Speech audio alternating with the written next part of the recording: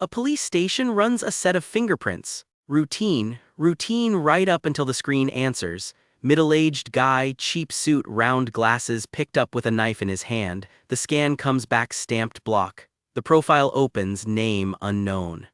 The officers stare at it. Not a criminal record, not a clean record either. No record. Every citizen in that country has a file, and this one has been pulled out by the roots. So who does that, and why to a guy in a cheap suit? Because 2 episodes earlier, that same man is kneeling on a school floor. He's apologizing for his daughter while someone drops the name Juyung Construction like a threat. Walking home, she tells him he's just a company manager. Her word, not mine.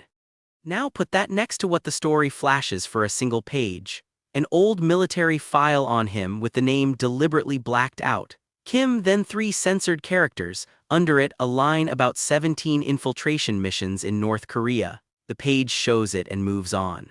48 episodes answer this properly. Who erased him, what he did to earn it, and why nobody who was in the room will ever put a signature on it. Back in the station, another detainee in a neck brace decides to take a swing at him. It ends fast and not for the detainee. Then a confiscated flip phone lights up in the evidence tray. The caller ID says daughter. So let's go back to the school floor. Kim is down on his knees, forehead low, apologizing for a fight he never saw. It's the 3rd time his daughter Minji has fought the same girl, a blonde in a black leather jacket named Hyuri, and one of the adults standing over him drops the line that ends the conversation. You've heard of Juyung Construction, right? That's not a threat anybody can report. It's a company name used as a weight, and the weight works instantly. Watch what the art does with him in that room. Round glasses, cheap suit, shoulders folded inward, drawn smaller than every other adult in the frame. The story wants you reading him exactly the way the room reads him. Harmless. Minji doesn't defend him on the walk home. She turns on him for it because to her the humiliation is the entire point. He takes it without a word. That night she tells him not to come looking for her, says she'll be at Hyoriung's place, and leaves. That's the last ordinary thing that happens to this family. And the story refuses to wink at you here. No cutaway to a fist clenching under the table. No shot of him staring after her with meaning. He apologizes like a man who genuinely has nothing to fall back on. The reveal only lands if you buy the nobody first, and Chapter 1 makes you buy it completely. She never gets to Hyoriung's. Hyuri and the KK crew corner her on the street, and the page drops a name card on one of the guys standing there. KK crew Min Ho-sung has a crush on Hyuri. That card is doing real work. It tells you this gang isn't hired muscle, it's a social circle built around a chairman's daughter. The fight isn't a fight. Hyuri puts her on the ground and keeps going while the guys film it and cheer. Minji stops moving. The sound effect on the panel is thud, and the page sits on it. Then the panic starts, and the crew leans on every bystander in the street until the footage is deleted off their phones. Now watch the name come back. Hyuri picks up her phone and says it out loud. I'm the daughter of Gangchan Ju, the chairman of Juyung Construction. Same name that bent her father in that schoolroom an hour earlier. She's using it to call a man whose job is making a body disappear. Morning, he's still at the kitchen table where he sat up all night waiting. Her room is empty. On the way to work, he passes an alley with a fresh stain on the ground and neighbors murmuring around it. He crouches and picks a hair tie up off the pavement. He says nothing about it. He just calls Hyoriung to ask if Minji slept over. And that's where the mask cracks, but only for us. Remember the file from the top of the video? Here's the rest of what it says. 5 double agent missions inside South Korea, 2 jailbreaks, 1 assassination attempt on a North Korean supreme leader. The name line reads Kim, and then 3 characters blacked out. Hold on to that last number, 1. The story checks it again before this is over, and look at the shape of the redaction. Every operation listed in full, and the single field a file exists to hold his name is the only thing removed. Somebody kept the record and deleted the man. So he goes and finds Hyuri on the street, and he asks about the hair tie. Politely. Then he takes hold of the KK crew's boss right in front of her, and the polite office manager stops existing for a while. Everyone in that alley learns something the police won't learn for 2 more episodes. Episode 2 has an entire side rescue with a debtor and his kid in a gang safe house. We're skipping all of it. It never touches Minji, and it never touches the chain of names, and this recap follows the chain. What matters in episode 2 is 1 interrogation and 1 phone. The man he pulled off the street gets his own card. KK crew head Minchul O.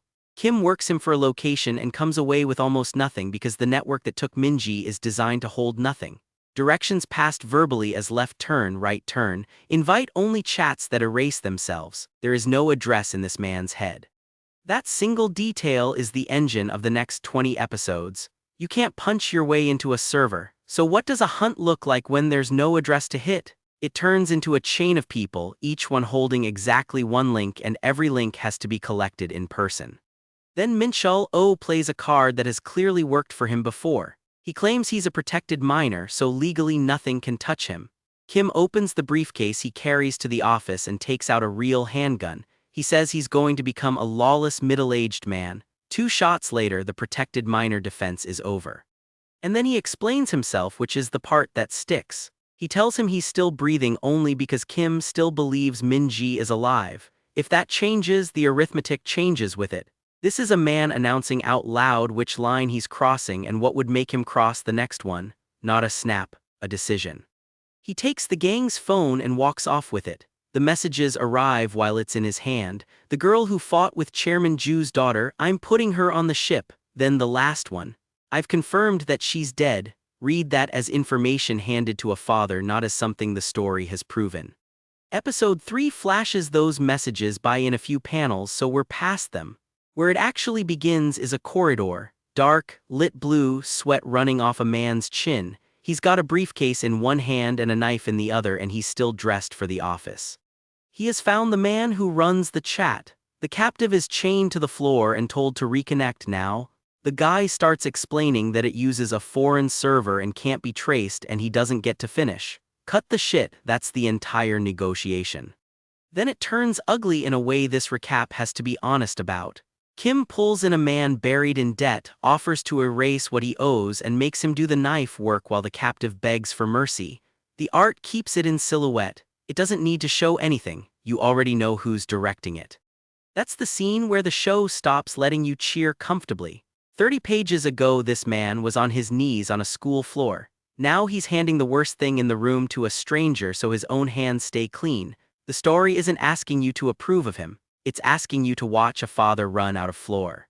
Meanwhile, the chain is deleting itself from the other end. In a parked car, a man in a leopard print shirt and his bald partner get a call from an unknown number and immediately decide it's the police. Wipe the group chat, ditch the phones. The next time that chat appears, it just reads, "This chat no longer exists." So the one thread he tortured his way to gets cut. At the exact minute the police kick the door in. Freeze, police. They arrest a man in a suit with a knife in his hand. None of them realize they just took custody of the fastest lead on a missing girl. At the station, it's paperwork. Prints, form, name. Except the print check comes back stamped block and the field where his name belongs just reads unknown. The officers around the terminal stop what they're doing. Somebody at the terminal asks the room, Detective Lee, has the suspect said anything yet? He hasn't, and this screen is the spine of the whole story, so be precise about it. A criminal record means the state knows you. No record at all means you were never entered. A block means the entry existed and somebody with authority reached in and pulled it out. That third one is what's on the monitor, so who has that kind of access? Nobody in that building is going to find out. He's still in cuffs when the room turns on him. The wide shot afterward is half the squad laid out on the floor and one silhouette standing in a broken doorway. A police station can't hold this man. It also can't tell you his name. Which brings us back to the evidence tray from the top of the video and the old flip phone lighting up in it. Caller ID daughter with a little heart beside it. Now you know what it cost him to be standing there when it rang. He gets to it and says one word, Minji. But the phone calling him is hers, and her phone hasn't been in her hand since the night she went down. So somebody on the other end knows exactly who they dialed and exactly what he's been doing all night to reach them. 3 episodes in, the story has already handed us who took her, who paid for the cleanup, and which family is being protected. The one thing nobody in this country can tell us is who he is. The line beeps and dies before she answers. He redials the contact that says daughter, shouting into a phone that isn't even his. A recorded voice says the person he's calling can't be reached. That's the whole call. A few seconds of hope, and the story spends the next 30 episodes charging him interest on it. So he leaves the station. Not fights his way out, leaves. The art doesn't bother showing the officers go down, it just shows the room afterward, bodies laid out like furniture. Then it cuts to a man in a pressed uniform being briefed that one man took out an entire patrol. Superintendent General Cheol-jun Kim, 52, next in line for promotion. His first thought isn't the suspect. His first thought is what the citizens will think of the police. That's the tell of this whole arc. Somebody walked through a precinct and out the front door, and the ranking officer is already managing a headline. Then the door opens again, and this time it isn't police. A man in a brown trench coat and a fedora strolls in smoking, flashes a badge nobody argues with, and slaps the superintendent general off his feet. The name card is the part that matters. National Special Operations Director of Bureau Gukshul Kang, codename Groundhog. He tells the ranking officer in the building to get ready to hand in his badge, and nobody in uniform says a word about it. 2 episodes ago the enemy was a school gang with tattoos. Now it's an agency that outranks the police inside their own station. Then his agents say the quiet part. They ran the background check on code 66 at this very station, and they're tracking the daughter's location while they hunt the GPS on his phone. Read that twice. The government is looking for Minji too, and nobody in that room says the word rescue. And there it is, the first designation this man ever gets. Not a name, a number with the word code in front of it. The signal lands on a taekwondo gym. Inside is a man in a white dobok with a black belt and rectangular glasses, and the story gives him a card too. White taekwondo master Han Soo-sung, former national representative gold medalist. Kim says 4 words to him, "My daughter is dead." He believes it because a call dropped. That's what the old job did to his first assumption. Han-soo sends his students home early and doesn't ask him a single question. You don't do that for a coworker. Then the trench coats come through the door. Han-soo puts them on the floor with kicks that belong in a stadium, and Groundhog walks past the whole fight to greet the man he came for. "Oh, code 66, it just so happens that I was looking for you." They run. Kim takes Han-soo to a bunker and wakes up an old contact the story flatly refuses to show us. It's a silhouette who still knows how to open a wide area network. Kim watches the search land and says he found it and it's a little far. That's his whole method in one line. He doesn't hunt, he queries. Far is Mabuk High School, billed on the page as the worst high school in all of South Gyeonggi-do. The yard is packed with delinquents. We're skipping almost all of this episode. 4 crews, 3 vice heads with their own name cards, an axe, and a staircase of fights that only changes buildings. One thing in there matters. Watch who's wearing what, because the art is playing a game. The dobok belongs to Han-soo. Kim walks through a gang war in the same office jacket and black shirt he's worn since the first page, asking one sentence at every door. Songin High, sophomore year, class 7, Minji Kim. That's the entire description he has to work with. At the top of the stairs sits a 19-year-old with pale lilac hair and a rose tattoo climbing his neck. Sung-ho Shin, head of the coalition, undefeated boxing champion in 3 weight divisions, and there's a pink phone with a heart-shaped charm sticking out of his shirt pocket. He talks about the girl from last night like it's an anecdote, then looks up at the face across from him and asks if she's his daughter. Episode 6 answers him, and it's the hardest chapter of this stretch. Kim takes the answer out of him piece by piece, and the panels stay on faces instead of wounds. Shin's own people start begging him to stop, saying the kid's going to die at this rate, and Shin gives it up in one word: fine. Here's what he coughs up. His crew sorts stolen burner phones, and they keep a separate pile for the girls' phones, which tells you exactly what that business is. The pink one came through that pile. He remembers it because he opened the call history for a laugh.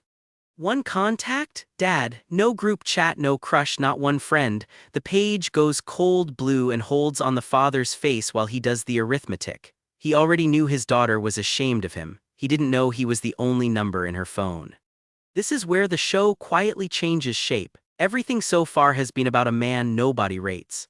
A client's name makes him kneel, his own daughter uses company manager as an insult, the state files him as a number, and now a gangster hands him proof that she was invisible too. Same apartment, 2 people, both of them alone. Then Shin gives him the name from her messages. Hyurayung, the best friend, and he tells Kim outright that she was using your daughter as her tool. The page after that is a chat log, and it's the cruelest evidence in the episode. Sorry, I lost your gym clothes. I'll be there to borrow your phone later. Can I get $20? And then the memory lands. Minji beaming at her father, saying she's my best friend. Remember what she said at the school gate back in episode 1, the night she walked out? She was buying that friendship with a phone and pocket money, and she snapped at him for calling while her friends were watching. He took it. He never once corrected her. What the show does next is why it works. It gives him no speech. He just grips her phone until his hands shake, and Han-soo says the practical thing. This isn't the time to get emotional. We have to find Minji fast. You can apologize to her then. Apologize, one word, and it lands heavier than the entire interrogation did. The trail from that phone goes somewhere small and sad. An older man on the street drinking, holding Minji's phone, claiming a high schooler traded it to him for soju. Under pressure, the story changes. He picked it up after some gangster type got out of a car and threw a phone and a wallet into the road. Behind that, in a dim panel he half remembers, two men stand over a dropped phone and a quilted designer bag. They're talking about incinerators and about moving a body. The show never shows us what they're moving. It doesn't need to. Kim spends 10 minutes on one question, the car or the plate, and gets a flat no. So the father turns away and says he'll find him in under 5 minutes. Not find her. Him. Right now the chain is worth more than the grief because the chain is the only thing that leads anywhere. Who took her, who threw her phone out of a car, and who's paying the people who did it.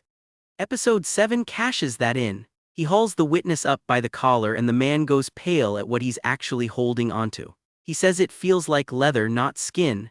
That's how the story finally tells us about the body under the cheap suit, not with a shirtless panel, with a stranger's hands recoiling from it.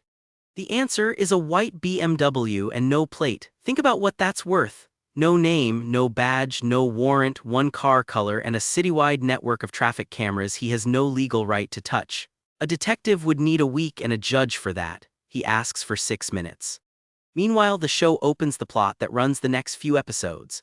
A gangster with gold teeth and a leopard print shirt is loading a body into a chest freezer, annoyed that the rug is ruined. His plan is to pin that killing on Gangchan Ju. He spent years waiting for a way at the man who once had him worked over and made sure he'd never forget it. And now, he says, the chairman's daughter finally handed him one. A night guard walks in on them and doesn't walk back out. Sit with what that sentence does to the case. Minji has stopped being a missing girl in this story and turned into leverage, a piece of paper that two different criminal outfits both want to be holding. She is worth more to these people missing than found. Now the 6 minutes because the episode title has fooled people for years. It isn't a fight record. It's loading time and he says so on the page. They have to account for the loading time while the traffic camera grid comes up. Then he runs the homeless witness's own face through the recognition system just to find which camera caught him that night. The footage gives him a man climbing out of the back seat. Sangmin Kim, 41 years old, convicted twice, and the story hands us the record like a receipt. Backseat means somebody else was driving, so that's two. The GPS sweep climbs while the panels sit on his eyes and it hits 100%. Then his van hits the white BMW head-on, and the man who crawls out of the wreck, bloodied, gun up, informing them that they're in violation of traffic laws, is Groundhog. The car he tracked all night had the government sitting in it. Ask yourself how a state agency ended up in the same vehicle as the people who took his daughter. Episode 8 is mostly kicks, so here's the plot inside it. Groundhog aims at the wreck and says he can legally shoot Code 66 because Code 66 is still a public official. Chew on that. The man whose fingerprints came back blank is, according to the government, still on the payroll. Hansu climbs out with his hands up instead, asks where Code 66 is, refuses to answer and tells the man behind him to get going fast. Then he blows the overpass. Kim reads that the earlier coordinates point to the piers and jumps off a burning bridge into the river. Hansu ends it with a spinning kick that puts the director over the rail, and Groundhog takes him into the water on the way down. Notice who is never in this fight. The man everybody in the country is hunting spends the whole sequence reading coordinates. Kim reaches a container yard and finds it. A white BMW. There's pounding inside a refrigerated unit, a voice asking if anyone's there, and he forces the door. The girl curled up inside is in a school uniform, freezing, calling for her dad. She is not Minji. Hold on to that because the story is about to let you believe otherwise for a while. 8 episodes in, he's built a cleaner case than the police have. Hyori's crew took her, a coalition boss sold her phone, and a construction chairman's money is under all of it. And the country that can't produce his name has a number for him, an open file and written permission to shoot him on sight. Who signed that? Episode 9 opens in a rain-dark warehouse on a contract that went wrong. A man in a leopard print shirt was hired to finish an old man off. The old man is still breathing and he fights back. It ends badly and it ends loud. A girl in a school uniform watches the whole thing from the dark. Same girl from the freezer 2 episodes back, still not Minji, and now the only witness to a murder. Then the dead man's phone rings and this story changes shape. The girl reads the screen out loud from her hiding spot. Ju Young. The gold-toothed killer grabs the phone and stops hearing a murder. he hears a bank. He came here to take a blackmail photo and he walked out with a chairman's private line. The screen says Chairman Gangchon Ju Juyung Construction. The art cuts straight to a chandelier, a crowd of guests, and a name card over a smiling man in a dark suit and a purple tie. That's a staging choice and it's a good one. One man is standing in a warehouse with blood on his hands. The man he's calling is holding a glass. Ju's opening line is a small masterpiece of politeness. My daughter is indebted to you. Home later, Ju soothes his blonde daughter with his hand buried in her hair. Hyuri, it's really nothing. He tells her to carry herself like the eldest child of the Ju family. And Hyuri, who started all of this in a school hallway, asks the one question nobody in that house wants. What about Minji's dad? Then comes the order that reframes the last 8 episodes. Ju calls in his security chief. Nam, cash out 500 million won right now, he says, and get me pliers as well. He doesn't call a lawyer and he doesn't call the police. He asks for money and for pliers in the same calm breath at home in slippers. Nobody invents that routine on the spot. On the phone, the killer sets his terms. Ju comes alone inside the hour, no police and no bodyguards. Otherwise, your daughter's going to be called a murderer for the rest of her life. So the chain finally has a roof. Hyuri gave the order, a street crew carried it, a fixer is selling the silence, and a construction chairman is paying for it. Episode 10 is a chase and it's spectacular and it's mostly weather. A container crane in the rain, a man who doesn't take the hand reaching down for him, a hijacked truck that goes off the dock into the sea. Kim dives in and drags 2 of them out alive. That's the tell. He isn't stacking bodies, he's climbing a ladder of witnesses. Because the entire episode exists to deliver one confession. The girl who owns the phone was dumped in a refrigerator warehouse to freeze. The crew lied to Ju about shipping her overseas so they could keep her, in their words, for future use. Kim's questions come back flat and terrible. Why is her phone in your hands? And then, now tell me where the refrigerator warehouse is. Notice what every single man asks him first. Did Chairman Ju send you? Why does nobody guess father? Because a middle-aged man in a cheap suit isn't a category these people carry around. It's the same blank the precinct hit in the cold open. The state has no name for him and the underworld has no box for him. Everyone just assumes he belongs to somebody. Episode 11 is one bridge, so here it is. Ju pulls the job off the street crew and hands the whole operation to his planning manager, Nam, which tells you he's stopped treating this as a nuisance. And out in the container yard, a fighter in a camo hood and a black face covering steps into Kim's path. He's the first person all night who doesn't run. Episode 12. Kim's shirt is torn open, he's soaked through, and he asks the hooded man the only question that fits his map of the world right now. Are you Chairman Ju? A voice tells the fighter that Kim is pestering your father and to take care of him. The voice calls him my son. Keep that word, the episode is about to charge you for it. The fight is short and ugly. The hooded man called Kang Min in the balloons wrenches his own shoulder out of its socket to slip a hold. That's what this artist uses instead of a power level. And Kim doesn't ask about pay or orders or who sent him. He asks, that man is your father. He's been climbing a supply chain for 2 nights. He just found a kid inside it. The gold-toothed man arrives in person to shout about respect, then turns and lectures the injured boy on doing anything at all to win a fight.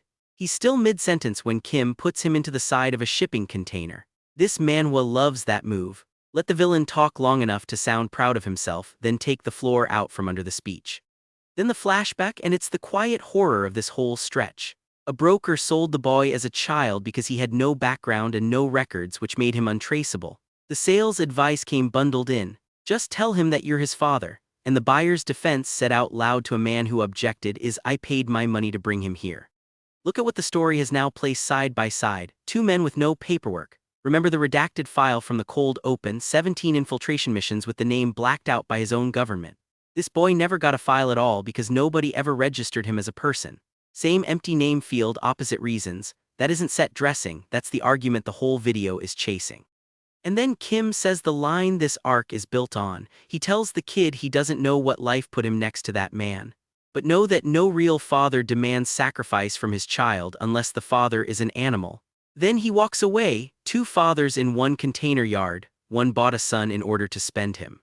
Limping through the rows, Kim mutters, I'm almost there, Minji. He never finishes the sentence. A boot lands in his path and a voice says, halt.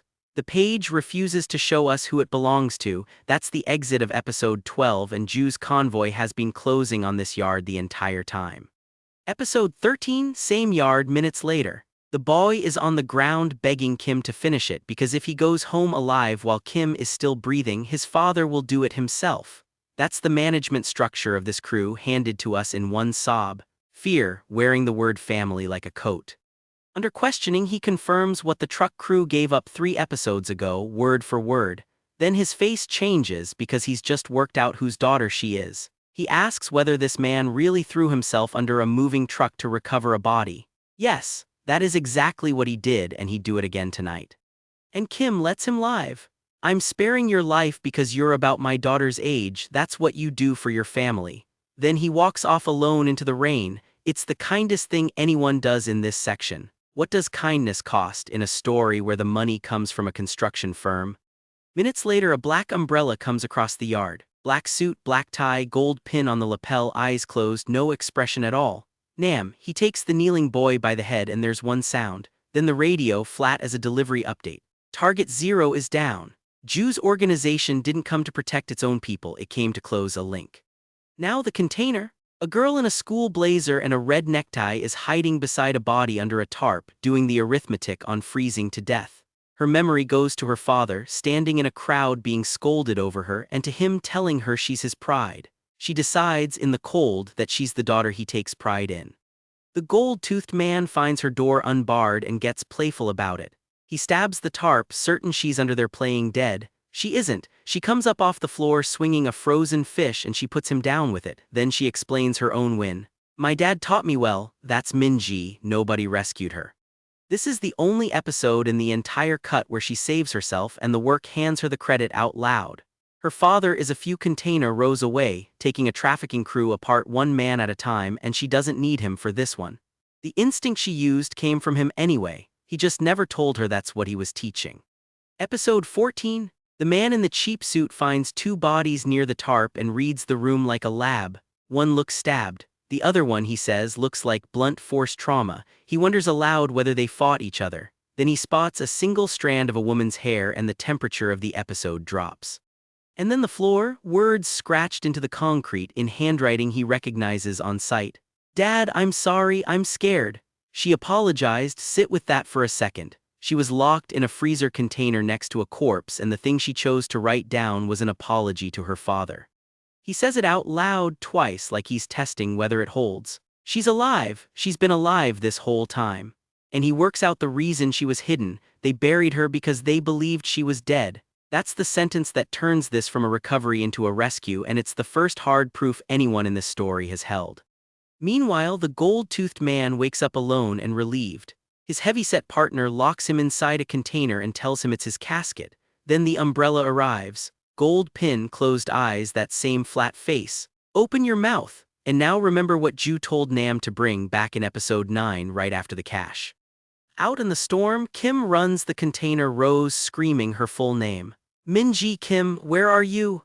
A man whose own name the state keeps blacked out, shouting a name the state can print without blinking. He can't be identified by anybody, she can. And she hears him? She stops dead in the rain and says, Dad. Then she talks herself out of it. She decides she's hearing things because there's no way he could be here. He is. He's meters away, the rain eats his voice, and the episode ends with him catching sight of somebody going over a railing. So here's where this stretch leaves you. She's alive, she's close, and she's the only person left who doesn't believe he's coming. The company that took her has started cleaning its own chain, one link at a time, and pliers are on the shopping list, which forces the question this arc keeps refusing to answer. What does a construction firm want with a schoolgirl? Episode 15 belongs to somebody else, so we're taking it fast. Only one thing in it matters later. The man with the gold teeth, the one who walked into Gangshan Ju's office and squeezed him, finally gets a name here. It's on a nameplate sitting on a desk. It reads CEO Kai. Kai wasn't born a boss. He used to clear people out of a redevelopment site for the construction group. One night his own boss walked him up to a roof, said sorry, and pushed him off. Kai woke up bandaged in a hospital bed while the newspapers called the accident good news for the project, so he took the office and put his hand on the new nameplate. Episode 16 opens with Kai in a chair, and the pliers from that shopping list are already in somebody's hand. We're not sitting in that room, and I'm not describing it. What matters is the question the suit keeps repeating. Why did you do it? Because the answer is the one the last 4 episodes have been circling. Kai tells it himself. He mouthed off to the chairman once, exactly once, and what the men did after that broke him down to nothing. By morning he was begging to be somebody's dog. That's his phrasing, not mine. That day I was fully tamed, he says, and I've lived like a dog ever since. Then Nam leans down to his ear and gives him the job, and the words are right there on the page. From kidnapping and murdering a high school girl to linking this to some of the politicians against us, Chairman Ju plans to lump them together and pin it on them. That sentence is the whole motive. The girl was never collateral damage. Hyeree's beating put a body within reach, and the company turned that body into a product. A dead schoolgirl, a paper trail, and a short list of rival politicians holding the bag. That is what a construction empire wanted with a schoolgirl. And that reframes everything we've watched so far. The bullying wasn't the crime, it was the raw material. Hyeree handed her father a mess and he looked at it and saw a use. Any girl in that uniform would have served the plan. Minji got picked because she was already bleeding on the right night. Nam's next line is the thesis of the entire villain side. To him, crisis is an opportunity. And now the chain has a purpose it never had before. Nobody on it ever needed Minji to be a specific person. They needed a body with a school uniform on it. Kai hears his own confession out loud and decides he's finished. Bloodied and grinning, he tells the room that life tastes like blood, then he turns on himself. Dying, he taunts them. The girl is alive, he says, and you're all finished now. He starts one more sentence. That girl's father is. They put him down before he can end it. The rest of that room is chaos worth logging. Their chairman isn't picking up his phone. One of their tracking cars has gone silent because something happened out there and nobody is answering. This is a company that moves 500 million won in an afternoon, and it has just started losing vehicles. Now watch what it does about the father. A man runs in with a problem. They can't get the police to put out an alert on the girl's father. Not won't. Can't. A company that owns detectives cannot get one line of paper issued against a middle-aged office worker in a cheap suit. Meanwhile, Minji is on a road doing the only sane thing left. A car stops for her. "Thank you so much for giving me a ride," she says, and you can hear the relief in the lettering. Then a hand clamps over her mouth from the back seat. A radio clicks. This is Vehicle 3. The girl is assumed to be alive. Gangshan Ju collects her personally. Purple tie, gold lapel pin, that big friendly smile, and a comment about how this is going to be fun. Then he tells his driver what to do with her, and the work does not soften the order. The man he hands her to is called Han, one syllable off our ally's name, opposite side of everything. And her father, standing in the rain, finally says the three words he's been chasing since the first night. Minji is alive. He makes a call. "It's me," he says. "I must go after them right away." Then the page goes black under one line. Is my license to kill still valid? Episode 17 answers that with a title card, and it's the only place in this run that defines the thing. A license to kill is a government immunity. It's granted to an individual when they terminate someone under necessary circumstances. Granted, by somebody to somebody on paper, that word is doing all the work. Before the mansion, there's a small piece of theater I genuinely love. An old man on the roadside explains that a guy in a taekwondo uniform traded him for his motorcycle. He produces the note that came with it. "Thanks for repairing my car." Across town, Gukshul Kang reads that and detonates, screaming at his people to find him.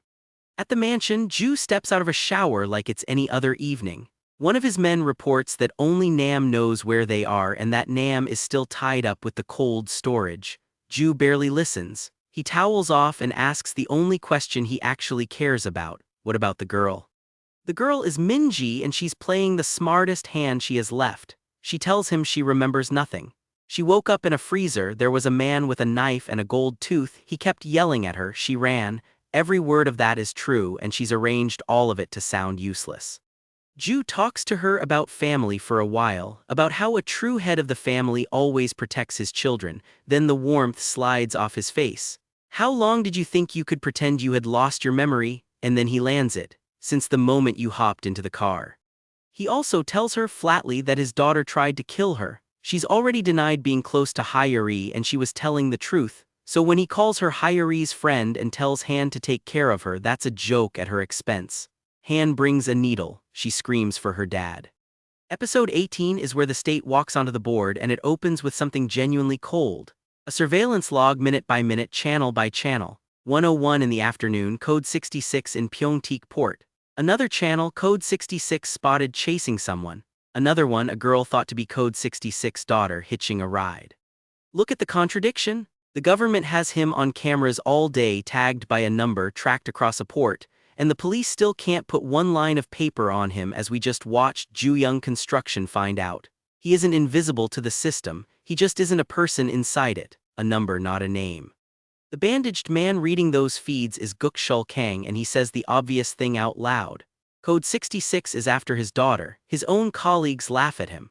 Are you making a movie? One of them asks. Come up with a believable theory. Then a superior tells him no, turn back. He turns the car around and raids a private mansion instead. His people announce themselves as the National Special Missions Bureau (NSMB) on behalf of the government. Inside, Kang looks at the man in the white dress shirt and says it out loud. Chairman Ju of Ju-young Construction. Yes, Ju answers, that's right. Whatever you're hiding, Kang tells him, I'll find it all out piece by piece. There's no warrant, so Kang plays his card. He's called in 6 Venus, his bureau's elite unit, the best of the best in their fields. Only the result matters. One man in a black suit apologizes first. This is private property, he says. My boss ordered me not to let anyone in here. Then Nam puts the entire unit in the mud. And through all of it, 2 men are lying in the tree line watching. Han Soo-sung asks how they're supposed to get her out. The answer is the whole character in one breath. It doesn't matter, it's all the same, we'll do what we've always done. Then Kim smears mud across his own neck and the office manager is gone. Let's go. Episode 19 is Convoy Logistics, so here's the only piece that counts. Kang's warrant dies before it exists. Deputy Minister Jae-ho Ma calls him to say it was denied and to come back to the bureau first.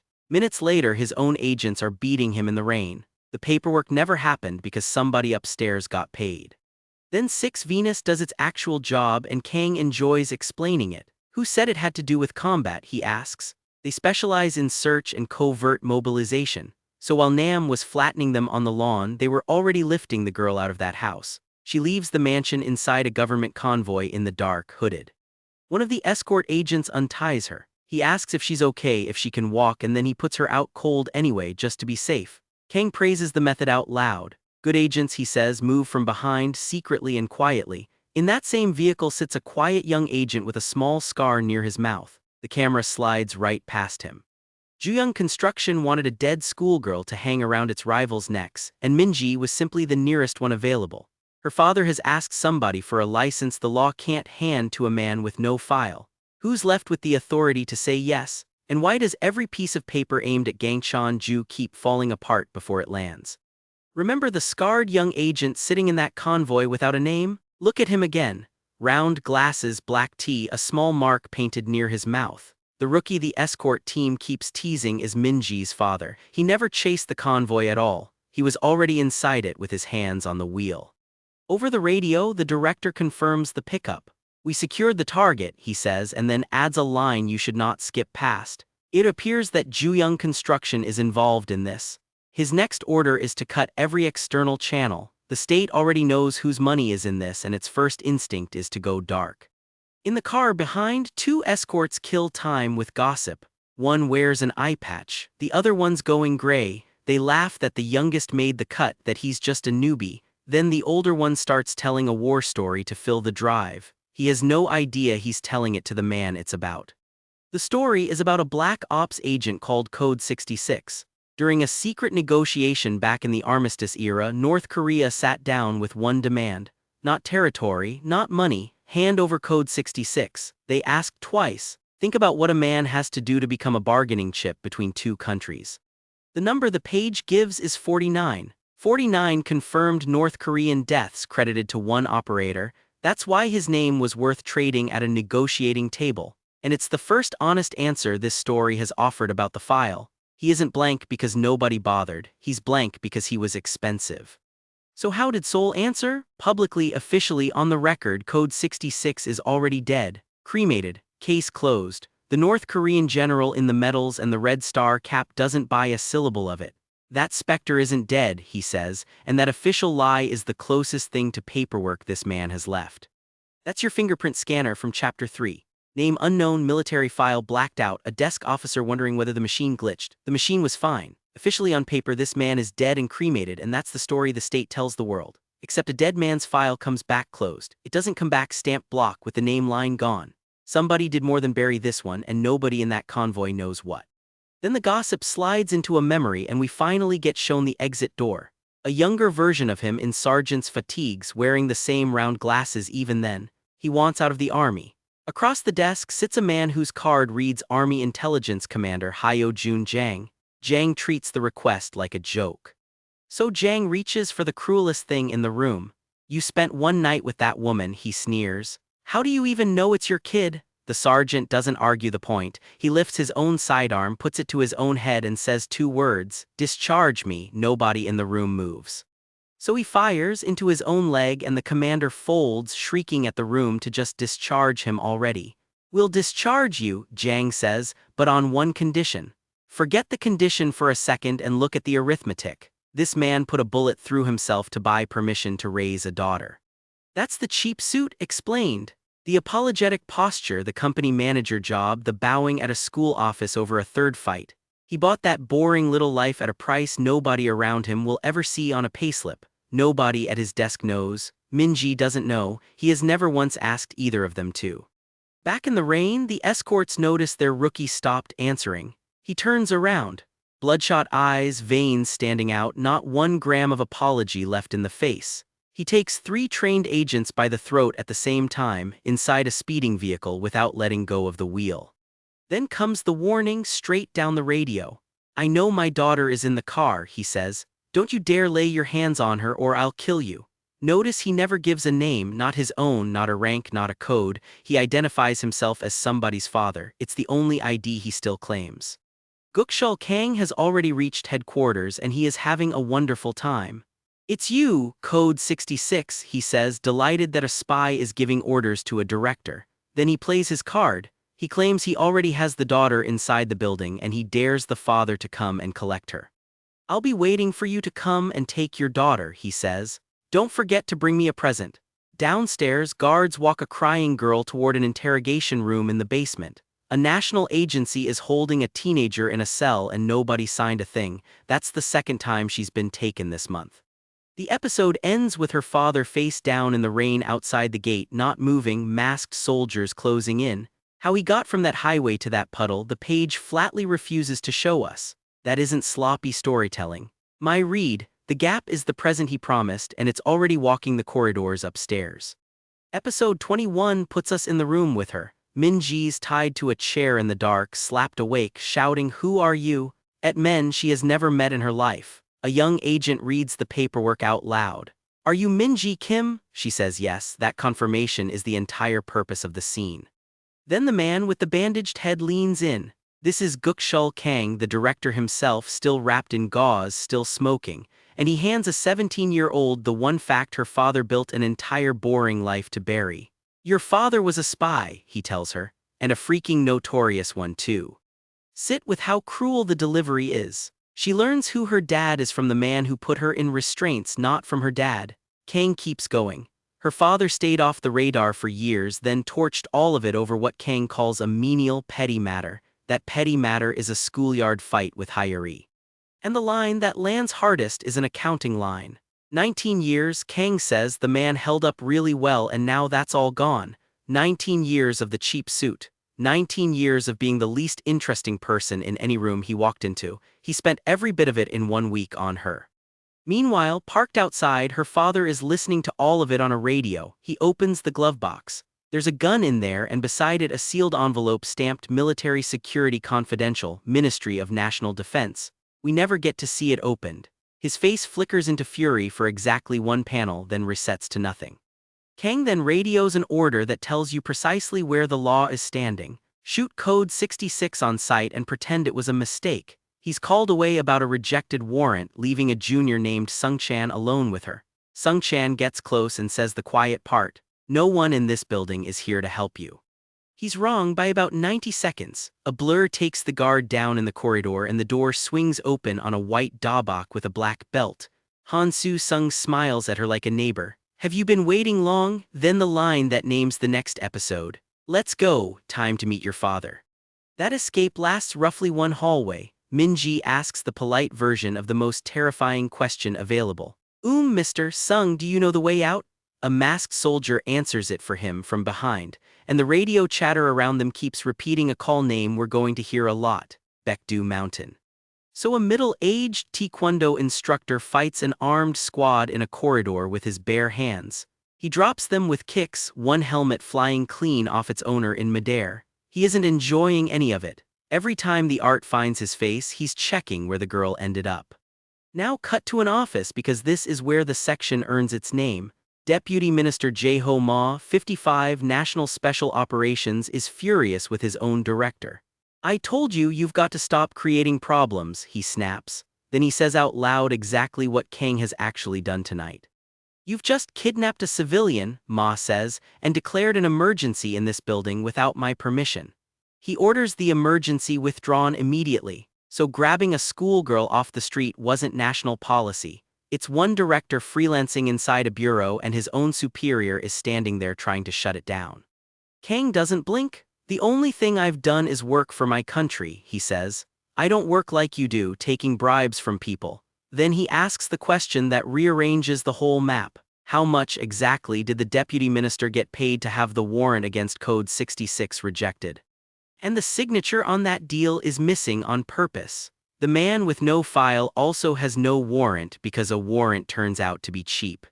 Kang adds one more line and lets it sit there. Does the daughter of Code 66 know something she shouldn't? Ma can only stutter at him. That matters because it means Minji isn't just bait in Kang's head, he's treating her as a witness. Witnesses don't get released, they get handled. Being told to stand down only makes Kang escalate. "There is a war happening," he says. "A war against former legendary agents." He declares the highest level of emergency, then he deploys his own standing team for suppressing the enemy: one director, one grudge, an entire assault squad. Down in the corridors, the squad leader wants Han Soo-sung to know he's disappointed. The legend, he sneers, turned out to be a letdown. A page later, a blade comes back wet, and the narration notes that these soldiers are the subordinates of Code 66. His own old unit is now pointed at his daughter. Then the corridor dead ends and Kang strolls up smiling. "Hey Han-soo," he says, like a man greeting an old classmate, because that's what he is, and then he explains the route they just sprinted down. "Code 66 told me that he'd sent a gift for me, so I prepared a trap of my own. Look how you've fallen right into it." He orders the squad to deal with Sung, and for 1 second he says to leave the girl alone, then he changes his mind out loud. A masked soldier puts a blade on her and starts naming what he's willing to take. She screams at him to stop. "I'm not going to walk you through the next 2 pages, and the story doesn't need me to. What matters is what she does inside that fear." She looks up. The narration says that in a crisis, the first thing you see is your family, and Minji says one syllable: "Dad." Cut to the deputy minister being hauled backwards by a wire he never saw coming, choking out, "Hold on, hold on." Then the man walks in. Office glasses, black turtleneck, a small calm smile, a trap line pulled tight across his fist. "It's time to go home," he says. "Dad's here." Episode 23 opens on a standoff where everybody is somebody else's leverage. Kang's men have a blade on a young woman. Kim has the deputy minister on the end of that wire. Somebody growls that nobody should move because everyone is the same, which is the most accurate sentence anyone says in the building. Kim runs the room by phone and he counts. He orders the facility's commander to disarm his own men right now on a 3 count, and it works. Kang stands there screaming at his soldiers as their rifles hit the floor, and then a charge Kim already planted knocks him flat. Outside in the downpour, Kim and Sung argue about the exit.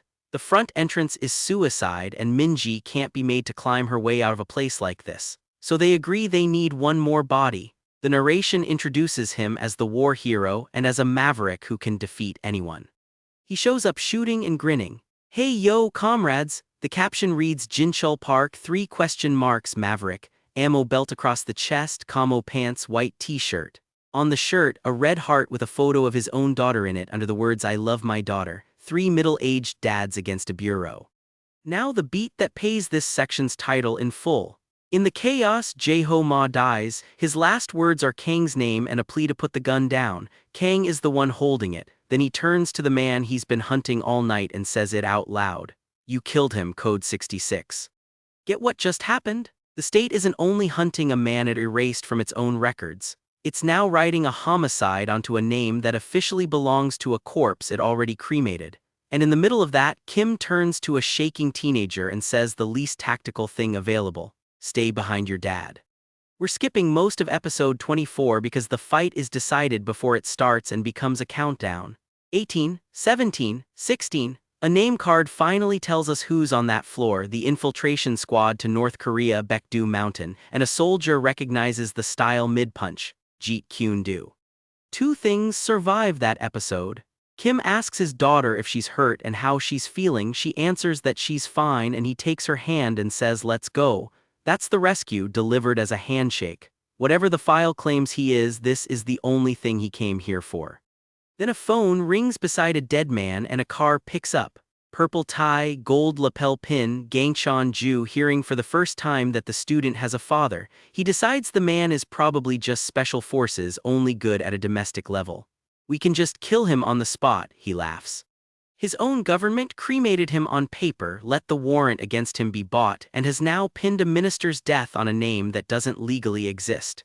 The man who bought his daughter thinks he's worth one bullet. Nobody in this story has read the real file. Why is it still sealed? Episode 25 doesn't open on Kim. It opens on a staffer named Ilkwan Cha, 27 years old, who works at the Central Control Office of Communication. He's hurrying back down a hallway when somebody yells at him to halt. Then he sees the room: smoke, wreckage, and an officer bleeding from a gash across his forehead. The report that officer gives is the whole thesis of this show. "We got compromised by just one man," that's the report. The book keeps doing this, and it's the smartest habit it has. It shows you the aftermath first, then the paperwork, then the man. A government facility gets taken apart, and the sentence that reaches the top has no name in it, just a count: 1. Outside, Jinchul Park is driving a camouflage military truck away from that building, apologizing for being late.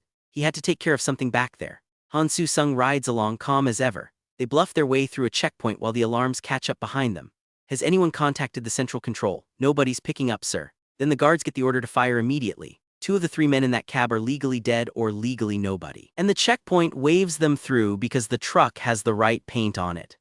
Inside the truck, Kim throws himself over Minji as a blade comes through the air. And here's the beat this whole arc has been saving up for. Remember the bandaged man who told her in that interrogation room that her father was a spy and a notorious one? She's still carrying it. She looks at the man shielding her body and asks it out loud: "Dad, you are my dad, right?" 24 episodes, that's how long it's been since these two touched each other. He holds her and says it plainly: "I'm sorry, Minji, I'm sorry for letting you go through this and for not saving you sooner. I won't let you go now or ever." Then she sobs an apology back at him, and that's the part that actually hurts. She's saying sorry for being taken. The rest of the episode is transport, so we're moving fast. A rain-soaked highway, a seatbelt joke, a truck door opening on an armed silhouette, a standoff that turns out to be nothing. Somebody read the guy's lips wrong, everyone laughs. Then the episode closes on a full-page file for their driver. Call sign Otter 1. Guerrilla work on the Lebanese border, 20 battles in the Somalian Civil War, and a record of 189 confirmed, 0 losses. So who's actually the most dangerous man in that cab? Episode 26 runs the same escape again with a different tool, so I'm handing you the 2 things in it you can't get anywhere else. First, the men who hijacked the truck pump gas through the vents. Kim covers his daughter's mouth and tells her to pretend she's taking a nap. Then while she's under, they scan her face to be certain. "Sir, it's her. Somebody paid for that confirmation, that's a receipt." Second, those men aren't true believers. One of them takes an order over the radio with a threat stapled to it: "Stick to the car now or my family." This company doesn't buy loyalty, it rents fear, and somebody upstairs knows the addresses. Kim was only pretending to sleep. By the end of the chase, an enforcer watching from another vehicle says the quiet part out loud: "He's not an ordinary man." Episode 27 stops the chase to explain the man in the black suit, and it's the best world building in this whole stretch. AKL is a multinational mercenary company. Kidnapping, terror work, whatever a corporation or a government is willing to pay for. And AKL has a retirement policy. They call it an honorable discharge, which is the kind of joke a writer only gets to make once. A blonde mercenary called David tries to take his own discharge request back. "Cut the bullshit, David, you meant it." Then they remind him of the terms. To earn that discharge, you have to go through every single member of AKL. David doesn't survive the conversation. His own colleagues zip the bag and mutter that this type of discharge isn't right. Then the survivors see who's come to collect, and one of them screams a name: Nam. He's the only man AKL ever discharged, and he did it exactly the way the rules demanded. Now hold that next to episode 20, where Kim got out by turning a gun on himself in front of Commander Hyo Jun Jang. Two men, two exits from a machine that doesn't let people leave. Which one of those exits sounds saner to you? He decides he needs to get back to Korea, and the next caption puts him in a suit. Planning manager Nam. That's the chain again in one page. The company that took Minji hired the man who walked out of a mercenary firm alone, then handed him a business card and a gold lapel pin. In the rain, in a truck yard, that man puts Hansu Sung on the ground and steps on his hand. And then Nam does the thing that makes him genuinely frightening. He tells Hansu his companion inside the truck is already gone, and he says it like a press release. We, Juyung Construction, express our deepest condolences for the unfortunate incident that took place in this truck. A man is killed and the corporation files it as an incident. Hansu screams for someone to take Minji and get as far away as they can. There's one flashback tucked in here that tells you everything about Jinchul Park. Nam once captured him by gassing him unconscious inside a car, and Jinchul kept slipping punches while he was still under. He mumbles one thing in that sleep. I get it, Dabin. The page never says who Dabin is. Then he wakes up and puts Nam on his back with one swing. Episode 28 is the payment on that fight, and it only matters for three things. Nam throws himself off a moving truck and breaks his own arm on purpose because a fall is a story you can hand the press. Jinchul catches him anyway, and Kim, who has quietly been driving this truck the whole time, hands his daughter over. Can you take care of Minji for a second? From now on, I need to take care of this on my own. So episode 29 is the one the title has been promising. Gangshan Ju is fishing off a dock in the rain, ringed by men with umbrellas, and an aide warns him that a helicopter parent is on the way. His people sweep the approach and can't find their best asset. How about manager Nam? I don't see him, sir. That's the entire balance of power changing in 4 words. A subordinate volunteers to intercept. Manager Seo from Juyung Construction's planning office walks up in a black suit with a gold pin and introduces himself properly. Then he asks the man coming through the rain for his name. He doesn't get one. He gets a punch and he's unconscious before the guards finish shouting. Nobody in this story has ever gotten a straight answer to that question. Kim walks through the rest of them and stops in front of the chairman. Hey, Gangshan Ju, no, hiree's father, shall we have a chat? He lays the chain out loud, the cover-up, the kidnapping, the gangs on the payroll. Then he asks the only question he actually came for. Aren't you ashamed as a man with a daughter? Ju remembers the day the two of them met, and the memory is uglier than the fight. Kim bowing in a school office, apologizing for his kid. Ju's wife lecturing him that surely people from the low brass of the class must love their children as much as she loves hers. And behind them a man with a camera. Sir, we got the photo. Should I upload this on your social media? Notice the trade? While one father was bowing to protect his daughter's place at school, the chairman was harvesting the image for public relations. Humble businessman receives an apology, forgives a poor man. In his own head, Ju calls Kim's fatherhood an act of abuse and says he bred a child instead of raising her. What kind of man saves another father's worst day as content? Then he tries to buy him because purchase is the only tool he trusts. 100 million won a month, a job, a leash. When that doesn't land, he reaches for the other tool and dares Kim to make it physical. Man to man, go on, punch me in the face. He's certain the poor man can't afford the consequences of touching him. And the book cuts right there to a woman in a hospital bed. Pale, sweating, holding his hand. We don't get her name, we don't get how she ended up there, we get her last instruction. Forget the life you have lived and live as a father of Minji. If her safety is at stake, do anything, be anything. That memory is the permission slip for everything that comes next. He takes off his jacket and finally punches him. Ju swings back because the man isn't a coward, and he lets slip that he grew up playing games like this too. Then he threatens the only thing Kim still has. I can make a hell out of you and your daughter's future. He swears it as the chairman of Juyung Construction, like the job title is a loaded weapon. And that's when the man with no file answers the question manager Seo asked on the bridge. He tells Ju exactly who he is. The first agent of Baekdu Mountain, the squad that infiltrated North Korea. Code 66, that's my name. He finally says his own name out loud, and it isn't a name. It's 2 digits. Where a man gets a number like that instead of one is the question the next 15 episodes exist to answer. Then he sets the terms for the rest of it. 1 punch each, back and forth, no guarding, no stopping, until one of them can't stand up. A chairman who buys everything just agreed to a rule he can't buy his way out of. And he agreed to it because he still believes the man in front of him is a nobody in a cheap suit. Episode 30 opens back at the Ju house where Hyori is asking a staff member for news about her dad. Before he can finish comforting her, a radio cuts in. Manager Nam is down. Things have gone terribly wrong here. The guards sprint out to a set of coordinates. The girl who started all of this in Chapter 1 is now the one waiting by a phone for news about her father. At the dock, the duel is going one direction. Kim drops the chairman into the water, then hauls his head back out to wake him up. I went easy on you, wake up. stop acting, stand up. Ju, coughing, still tries to claim the moral high ground. I thought you wanted to talk father to father. And the narration tells you something cold about what Kim is doing here. He isn't losing his temper. He's provoking on purpose, crushing every bit of the man's pride into pieces. Why bother breaking a man you've already beaten? Because he needs Ju to reach for his real weapon so he can take that weapon away in front of him. It works. Ju pulls out his phone and starts scrolling a contact list of ministers and deputy ministers, the people whose numbers he owns. South Korea isn't governed by physically strong men, he says. One call and Kim is finished. And he isn't bluffing. We already watched Deputy Minister Jae-ho Ma sell the warrant against Code 66 for money. So Kim takes out a phone of his own. Not a smartphone, an old flip phone from another decade with one saved contact he addresses as Sir. He asks for a favor the way you'd ask for a ride to the station. Can you close Juyung Construction? The man on the other end hedges a little, then says he'll do something similar within the day. He also mentions he'll speak to his Human Resource Management office, and the page shows you the building. Baekho HRM, remember that sign? It's on screen for a single panel in episode 30 and it doesn't collect until the last episode of this cut. That isn't a coincidence. That's a writer installing a door 18 episodes before anybody walks through it. Then Ju's own phone rings mid-taunt. The caller ID reads Legal Team Juyung Construction, and Kim, still holding that flip phone, hands him an old saying. Where there is a sky, there is a universe, meaning there is always somebody above you. The chairman spends the rest of the episode learning that the nobody he priced out had a number he never had. Away from the dock, Han Soo-sung wakes Min-ji up gently. I see you're awake. She asks what happened and says the last thing she remembers is a truck. That's what this rescue looks like from inside it. She slept through the part where her father dismantled a corporation, which is exactly how he wanted it. Back at the dock, Ju gets the live update. The company is collapsing, the partner ties in China are going with it, and he screams at Kim to tell him what he did.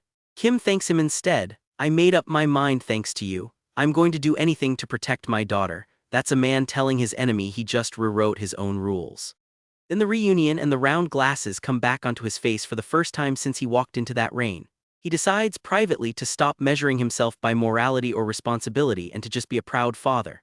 Han-soo says out loud to a crying Min-ji the thing her father has never once said to her. He loves you, you're his everything, and she admits she doesn't hate him.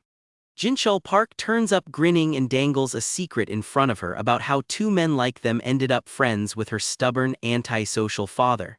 Our past was very different from today, so look at what episodes 1 through 30 actually were. Never really a rescue story, an audit. A school clique, a construction firm, a disposal crew, a bureau, a deputy minister. All of them put hands on one girl. One man priced every link in that chain and collected, but look at what's still missing. Nobody has said who the woman in that hospital bed was. Nobody has explained why a man who can close a corporation with one phone call spent 10 years apologizing in a cheap suit. His daughter is back. His file is still sealed. The answer to that fingerprint is in the next 15 episodes, and not one of them happens in the present. Chapter 31 drops the present and goes back to a classroom in North Korea. No cheap suit, no daughter, no phone call that closes a company. The rest of this recap lives in the past because that's where the story buried it. A man in an officer's uniform walks into a room full of boys, scar across the face, peaked cap, a greeting delivered like a school assembly. I'm Major Eung Rai from the Democratic People's Party of Korea. He asks the fastest and strongest to raise a hand, then the second line lands. Those who raised their hand step forward. The pitch was a sports club, it never was. What follows is a selection test, and most of the boys who volunteered don't come out of it. The art gives you one bloody fist raised over the ones who didn't. A boy who passes offers his name, Yongguang Pak sir, and gets walked to a waiting car. That's the whole system on one page. You get a name only long enough to be filed. Then the story finds our guy. The caption calls him young manager Kim, and his first narration isn't heroic at all. I hated being hungry. That's the recruitment, not ideology, not country. Later he's beaten while somebody demands his name, and he makes it as far as I'm Kim before a blow lands. He ends up in the unit that trains agents to spy on South Korea. Recruits their get numbers. He becomes 73. Training is do or die, and the phrase is literal. Poison, live gunfire at night, forced knife duels between boys who sleep in the same room. 8 are standing at the end. Somewhere in their arrival hands 73 a rice ball and calls him schoolmate instead of enemy. That's the entire friendship. One shared meal in a place engineered to make sharing fatal. 3 years later they are on the eve of an infiltration into the South. The friend admits his own name was beaten out of his memory and never came back. Kim answers with the only fragment he kept. My last name is Kim, nothing before it, nothing after. Then the friend gives up his own number for the first time. He's 66. And he asks for the only thing he will ever ask for. Don't forget me. If you forget who I am, there's no one in this world who will remember me. Read that as a policy statement, not a goodbye. The state erased both of them so thoroughly that one man's memory became the only archive left. The mission is codenamed Eagle and the target is a mansion in Gangwon province. A call sign Turtle goes silent and the team keeps calling a channel nobody answers. Then the ambush, then the bomb. Several of them don't get back up and 66 isn't walking out of that room. Their code says you end yourself before capture. He refuses it out loud, grabs Kim and gives one order. Live. He calls it the first and last thing he'll ever beg for to survive come hell or high water. Hold that phrase. South Korean forces take Kim alive and put him in a confidential military facility. The interrogation there is 2 questions long and it's the whole premise of this recap. Family? None. Name? I don't know. What is a fingerprint database supposed to do with that? They label him elite and test him with a fight. The opponent gets a name card and it's the face you met in chapter 23 when the trio was revealed. Jinchul Park, decades younger. Long hair loose, sunglasses on his head, band shirt, a card that just reads rocker. He hands Kim the rule. Keep your resolution to remember and take it to your grave because that's what rock and camaraderie is.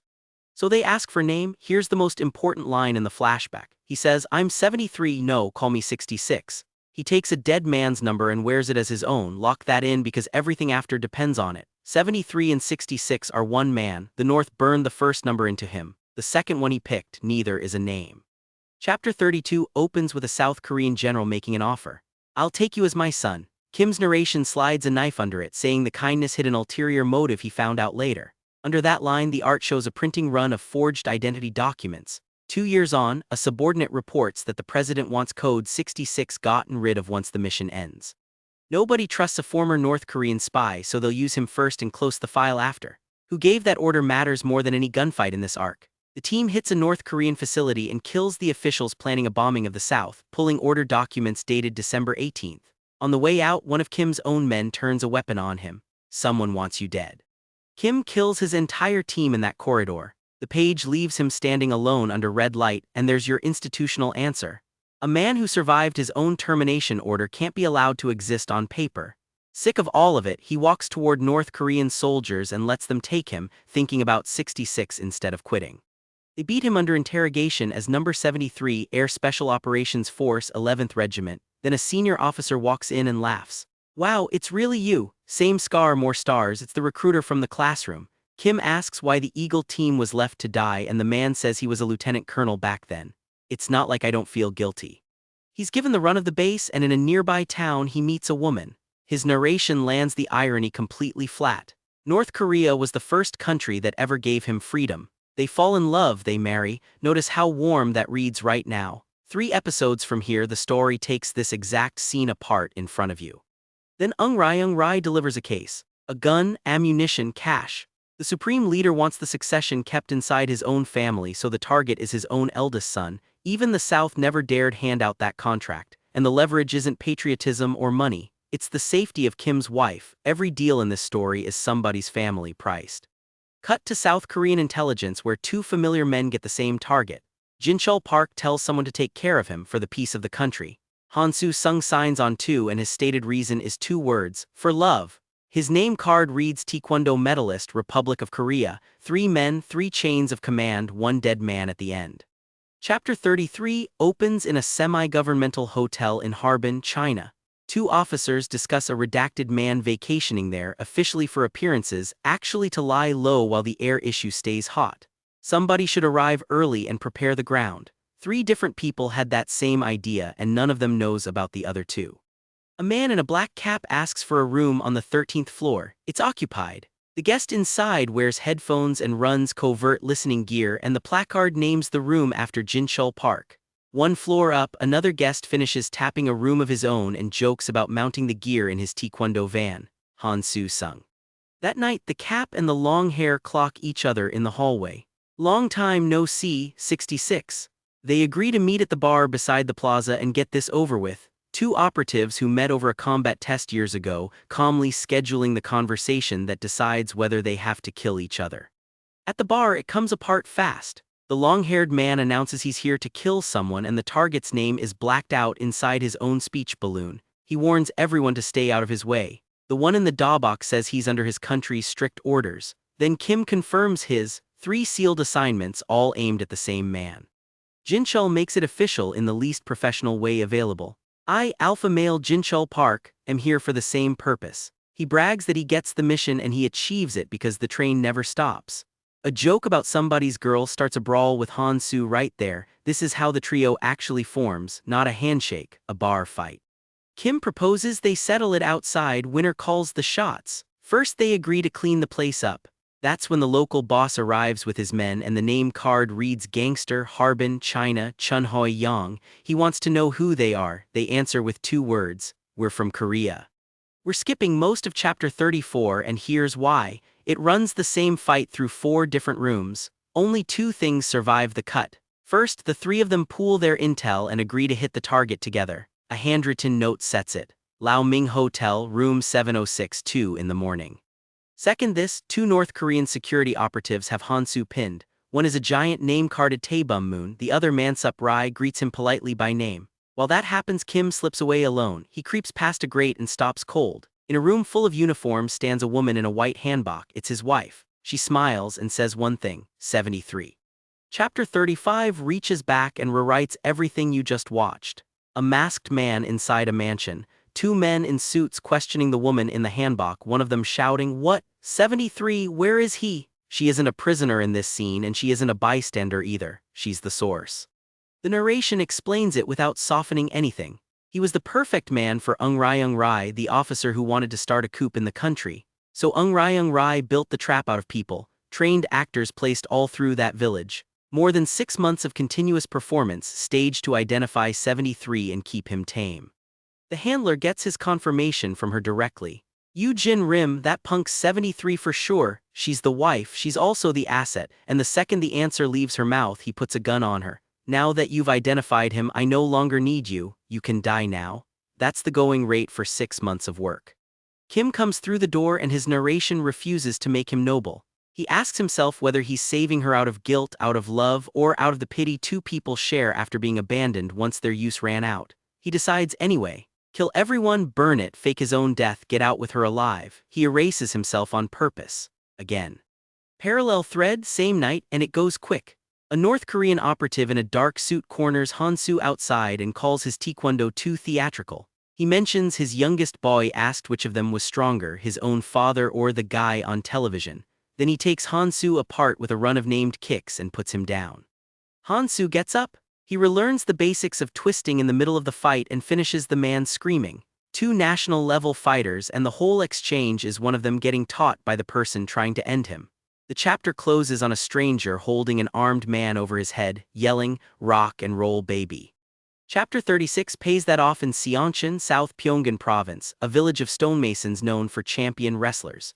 The best record belonged to a man who once lifted a live ox overhead, and he works for the Democratic People's Republic of Korea. His caption reads Taebum Moon Security State Bureau. In the rain, for the first time, he's the one being lifted. The man lifting him is Jinchul Park, who announces it himself. "I, Jinchul Park, don't die. I've got too many reasons to live for my country." He hands out improvised vests and warns what they actually do. "You'll still bleed, it only reduces the impact." Kim refuses his and the complaint gives him away. "You bastards from South are babies." Back in the mansion, Kim fights the handler and the handler lays out the architecture of the frame job. When you can't be identified, you become the perfect scapegoat. There it is in one balloon spoken by an enemy. Say that back slowly. Somebody in this story needs him unidentifiable. Nobody has said who yet and nobody has said when they did it.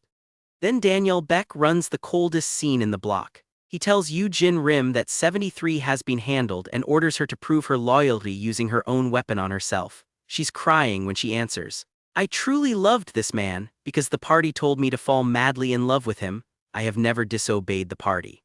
She pulls the trigger and the weapon clicks empty. It was a staged loyalty test and Beck applauds her for passing.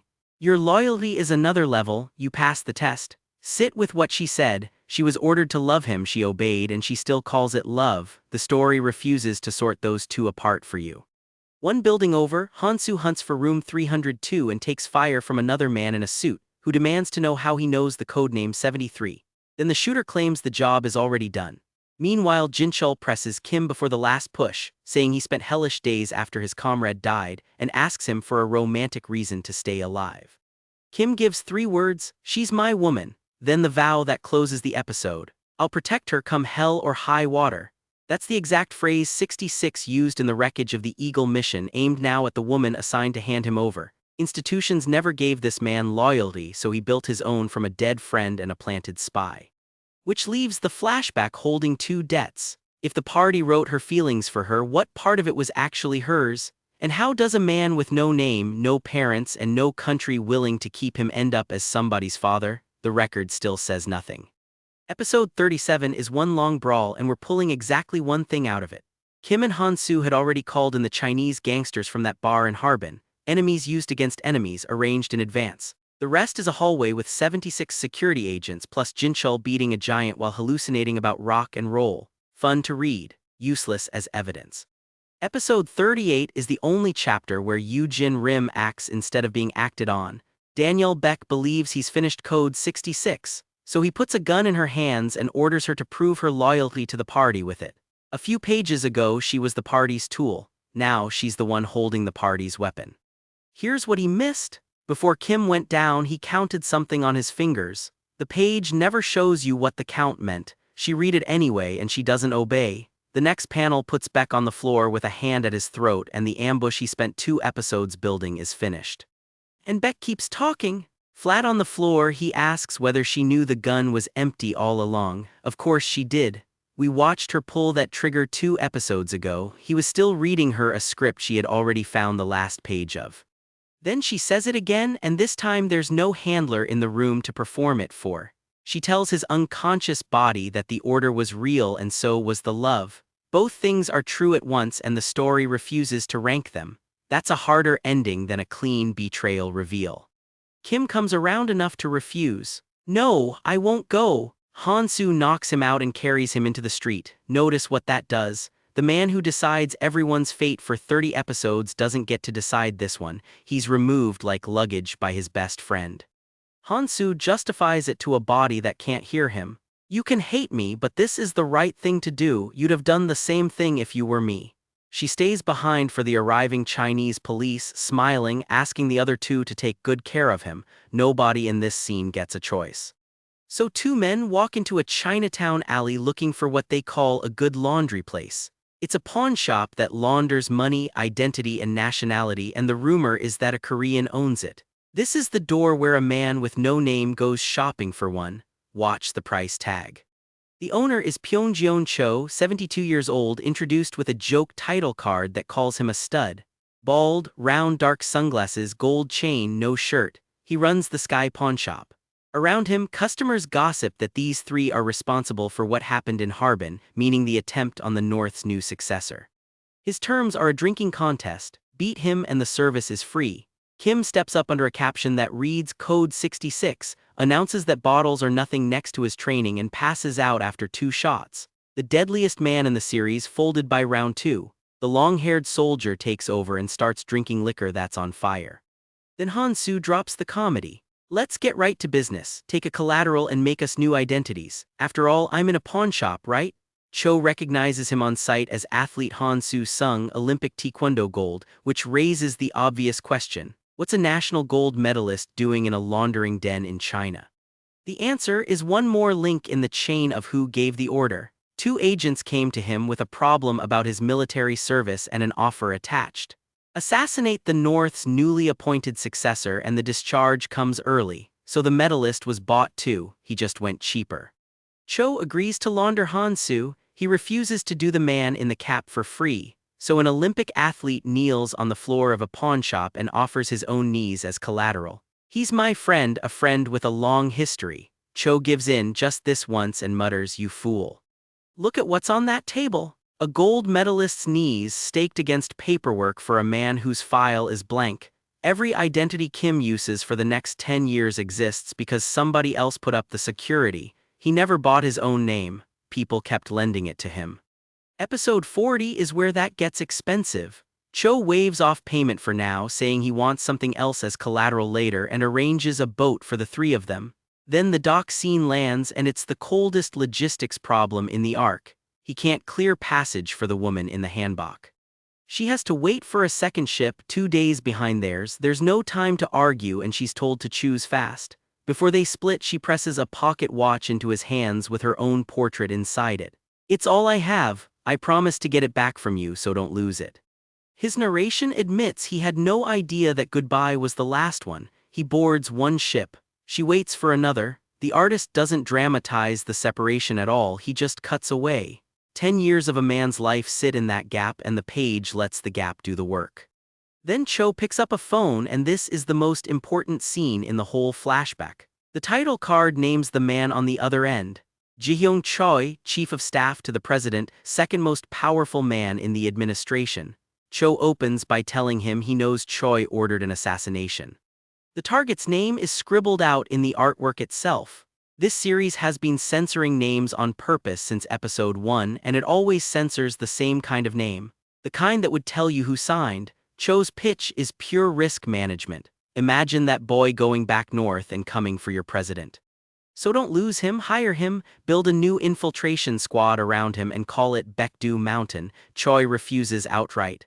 "I can't do it even if it's coming from you." Then he folds and Cho names his fee instead of asking a favor. $2 million, that's the price. There it is. The code name the state hunts across 30 episodes wasn't earned in the field, it was invoiced. Baekdu Mountain exists because a pawnshop owner had leverage on a chief of staff and wanted $2 million for a boy neither of them asked. The record doesn't say soldier, it says purchase. Cut to a name card. Sergeant Kim, codename 66, founding member of the Baekdu Mountain. Soldiers salute him onto a base, every one of them in a cap stamped Baekdu. Hyojun Jang praises his latest deployment, then raises the next threat, weapons reaching the north through Vladivostok. The number finally has a rank on it, it still isn't a name. 10 years pass in one caption. The narration says he tried every method he had to find her and got nowhere. He even asked the pawnshop directly and was told they don't give out that information. The laundering that saved him is the same laundering hiding her. The machine works exactly as sold and it's pointed at him now. He takes the portrait watch to a repair shop. The old watchmaker says the parts aren't made in South Korea so he can't fix it as it is. That's a quiet piece of information doing heavy lifting. The watch is northern like she was. Then his colleague sees the portrait and says the woman looks just like Sujin. Sujin volunteers at a soup kitchen. He goes back hooded, standing in the food line more than once asking if he can keep coming. A balloon calls across the counter, "Sujin, people are coming." Same face, different name, that's exactly what a laundered identity buys and by now both of them are living inside one. The episode ends on his face under that hood, wet, thinking 2 words. "I found you." 10 years of searching and the payoff panel has no action in it whatsoever. This is a series about a man going through walls and its best beat so far is a guy queuing for soup. Episode 41 is the heart of this entire video so we're taking it slowly. They reunite in a safe house. The next morning she looks at honeysuckle in a vase and tells him the flower means devoted love. The same panel shows his bare torso, fresh scars layered over old ones. You're meant to read both at once. Then she cries and asks why he never visited. She admits she was scared of turning into his burden. "Please send me somewhere else." No woman wishes to be a burden to her beloved man. He holds her and tells her it's okay. She says she could have waited 10 years, 100 years. 10 years and neither of them ever considered the other one gone. That's the same arithmetic he runs on Minji 30 episodes later, and nobody in his office will ever know he's capable of it.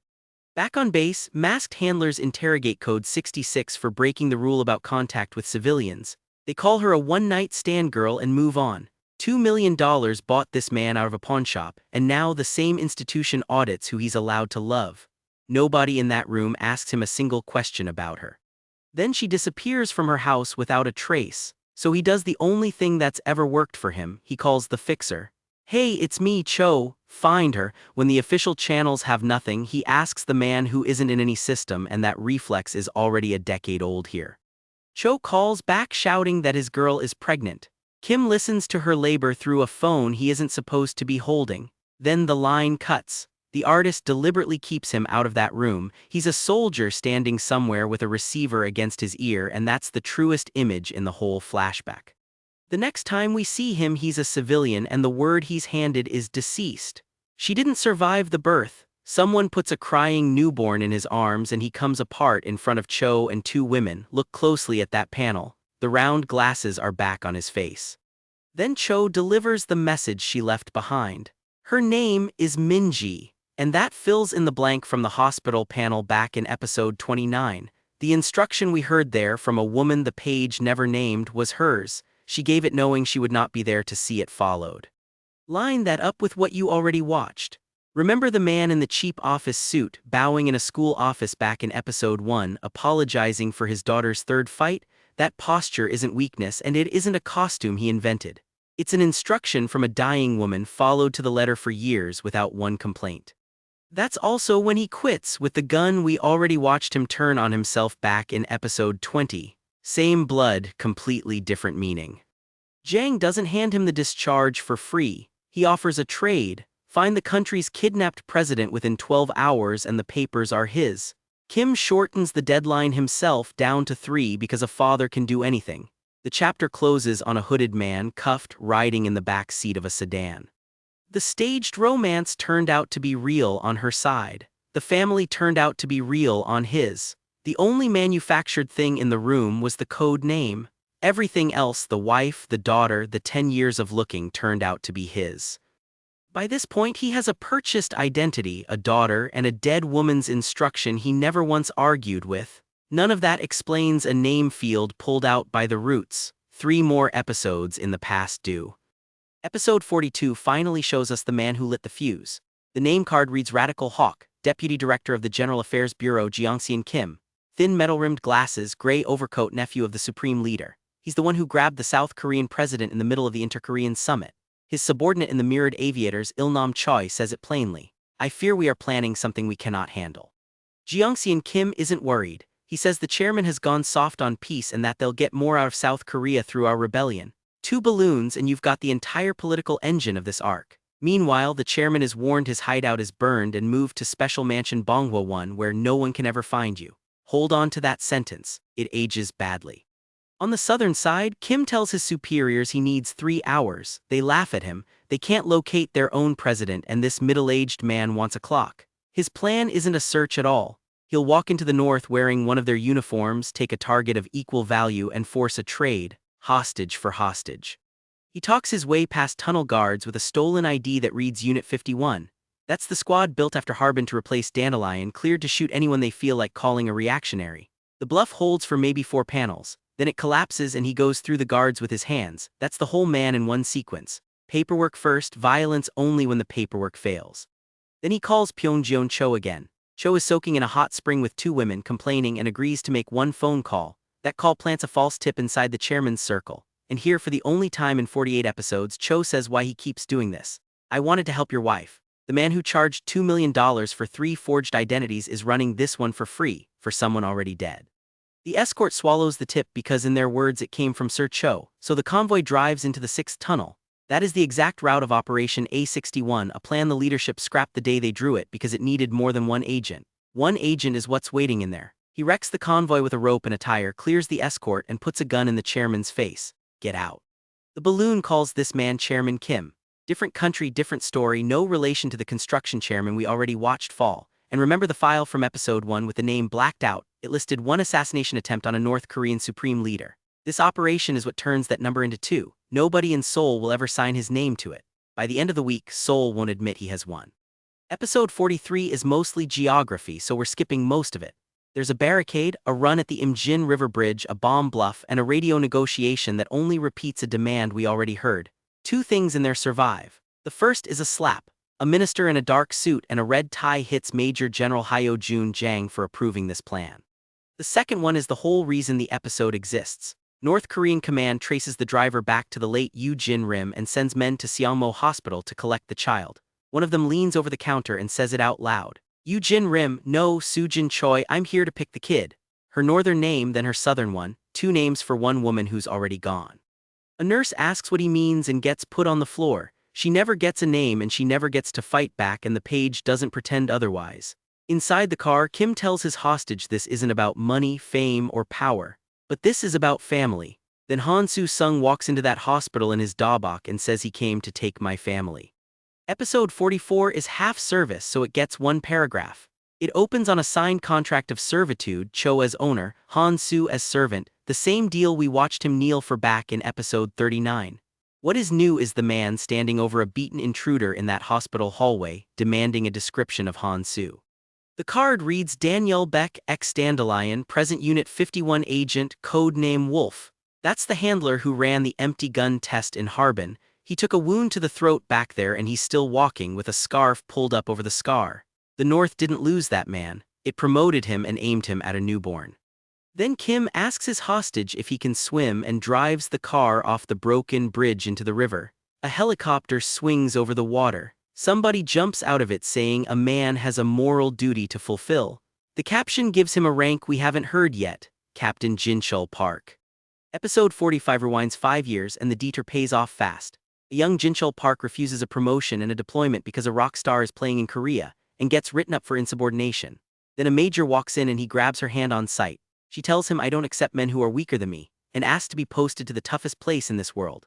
Jinchul ships out to Somalia and unifies the north of it alone. Now watch the water because this is the sequence everyone reads wrong. Kim is the one in the green North Korean uniform hauling the hooded hostage under the surface.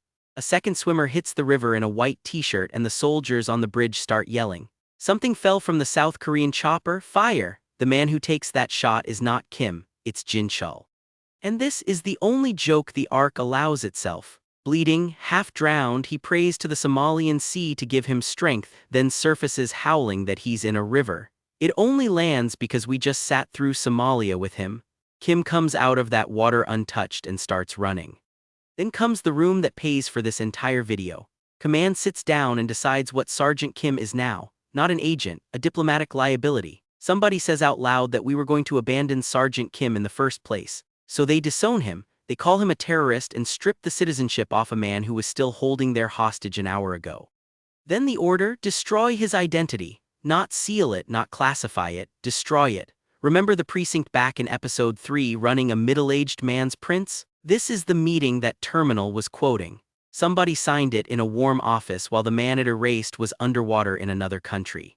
So the question the title asked has an uglier answer than a cover-up. The system didn't lose him, it deleted him on purpose and his own side did it. He isn't given a number instead of a name either. 66 was never his. And he doesn't appeal, doesn't threaten anyone with what he knows, doesn't ask for the record back, not once. Watch what he does with his first free minute instead. He calls Han Soo-sung, standing in his dobok in front of a Korean flag, and asks him to protect the child at the hospital. He says he'll try to come out through one of 40 routes. He also asks Han Soo to be ready to grant him one favor if it goes wrong. That's a man planning his own funeral politely. The radio confirms the chairman was found safe, which means the trade worked and the only loose end left is the man who made it work. Combat Unit 51 mobilizes. They dynamite the underground routes, all of them, and push him through the forest until a voice behind him barks, "Halt!" That's the reward for executing a plan their own generals called nonsense. The last pages hand us a prisoner, an old man, gray hair, black turtleneck, tied to a chair while they work on him for a name. He gives them one line. Somebody once called him the ace in the hole. Then he tears the shirt open, laughing, and the old man turns out not to be old at all. The card reads Captain Jinchul Park, the god of war. Here's the channel's verdict on this stretch. 2 men crossed a border for a baby that neither of them was required to claim, and the country only punished one of them for it. And that's where the flashback leaves him. No citizenship, no papers, no name any machine will accept, and an infant at home who needs feeding. So what kind of company hires a man who officially doesn't exist, and what does it want in return? We're skipping most of the last war chapter because only 2 beats in it matter. Jinchul Park sets off a hidden flash grenade and breaks loose from his captors. Then he jumps off the raft back onto the beach and takes Combat Unit 51 alone. He stands on the boat in the middle of the explosions and screams, "Come at me." Kim crosses the water by himself. Now pull the camera back because this is where the flashback ends. The man telling that story is older and he's wearing the shirt with his daughter's face on it. Jinchul has been narrating all of it in the rain beside a bridge to a grown Minji. She asks how much of it is true. He grins and says history is written by the winners.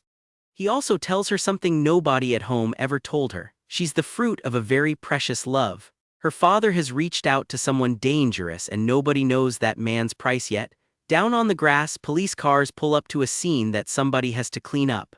This work never lets a rescue end tidy. Then Kim holds her in the rain while she cries. He says things have gotten way out of control and she might have to change schools. She tells him not to leave her and he promises he won't. Remember the reunion at the dock in chapter 30? He let Han-soo do the talking for him. 16 chapters of war later, he says it himself. Time skips. Minji washes dishes alone and says she barely sees her father now. He carries a briefcase and a business card. At club, a bald man in dark glasses and a gold chain holds court about the Gangcheon-ju scandal. That's Pyongyang Cho. He says her father used the company's crimes to crush Juyung Construction and profit off the settlement, and Minji learns it from a stranger's mouth. On the phone, Han-soo Sung is in his dabak minding Minji at the house where she's staying. Did you go to the workplace Sir Cho hooked you up with? That's the same Cho who forged their papers. Today's the interview, Kim answers. Han-soo warns him it's an extremely dangerous place and that even Sir Cho can't handle the man who runs it. Kim walks up to a building sign that reads Baekho HRM. He stands outside a rundown office door with the card in his hand, wondering if he's in the right place. He knocks, says excuse me, and walks in on a giant standing there completely undressed. Oops, my bad, I'm standing naked when I'm supposed to interview you. That's this work's humor in one panel, and it only lands because the last 15 chapters were a war. The giant rants that applicants today have no desperation and no longing, nothing like people who lived through war. Then he just says hi, then he demands a full name. Kim mutters one syllable. Kim, what? Your last name is Kim? The man screams at him to get out and slams the door in his face. Stop on that because it's the whole video compressed into a gag. Go back to the dossier from the cold open, the one that read KIM 3 stars, ill. 47 chapters in, the work still refuses to hand over a given name. His file is redacted, his citizenship is gone, and now he can't even clear the name field of a job application. Walking away, he overhears 2 staffers in the hallway. Even government agencies can't mess with this company, one of them says, and the superintendent is a monster. The new guy won't last there easily. Kim thinks about his daughter and turns around. That's the entire character. He doesn't go back in for pride. The caption finally names him, Superintendent Do Jae Lee, and here's the turn no neighboring chapter has. Lee already knows the history. A national agent, Baekdu Mountain, assassination attempts. Then he accuses Kim of holding out on him. The state ordered that file destroyed, and this man in his underwear is reading it back to him out loud. So interview me, then you'll find out whether I'm lying or not. Lee tells him to come and attack all he wants. They fight through the office and crash down through the floor into JK's secondhand cars in front of a tattooed employee who yells about common decency. Lee offers him a weapon. Bloodied, Kim refuses it. I can't kill a man during an interview, can I? Mid-fight, Lee explains what Baekho HRM actually sells. You've no idea what we do here. We don't send people to construction sites. Nobody there cares what the job is so long as they get paid. They send their men. What he prizes in a hire is the willingness to do anything for money. Then, still swinging, he reads out the terms. Paid up front, no deferred payments, no incompetent clients. Do a good job and you can make millions. 4 major insurance schemes and the company pays your taxes for you. A man the state deleted is being offered health insurance by a private employer. The second test isn't a punch. Protect the client, Lee says and points at the tattooed kid from the car shop. One more hit could kill him. The kid is too scared to stand and he begs Kim to save him. It inverts chapter 1 perfectly. Back then the child in danger was his own. This one is nobody's. Kim catches every strike bare-handed.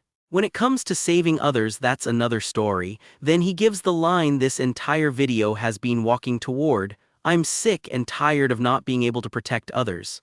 Pass, Lee tells him, you passed. That's the only time in 48 chapters that he explains why he fights. Not revenge, not the country, not the record. He's tired of watching people get hurt in front of him.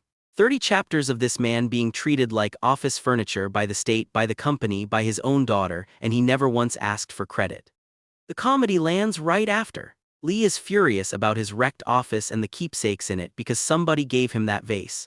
Deputy Director Yeoncheol Kim walks in and asks how long the destruction has been going on. Yes, another Kim. The work has been running that joke since chapter 1 and it's never been decoration. Then the case file opens. The client is Seonhyo Ahn, former Deputy Prime Minister and former Minister of Economy and Finance. His granddaughter is a high schooler who kept getting forced to transfer schools. She's been missing for a month and her parents still get texts from her phone. Read that back and tell me it doesn't rhyme.